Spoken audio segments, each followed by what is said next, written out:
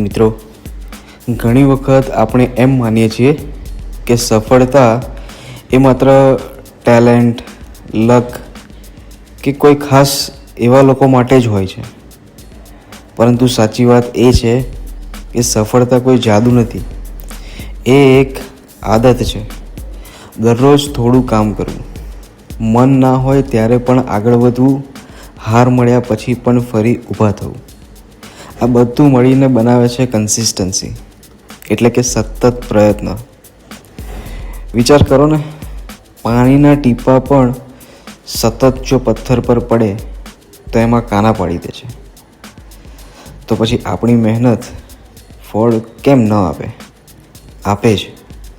સફળ લોકો અને સામાન્ય લોકો વચ્ચેનો ફરક એટલો જ છે, સામાન્ય લોકો શરૂઆત કરે છે પછી છોડી દે છે, જ્યારે સફળ લોકો કાયમ માટે એ ચાલુ રાખે છે.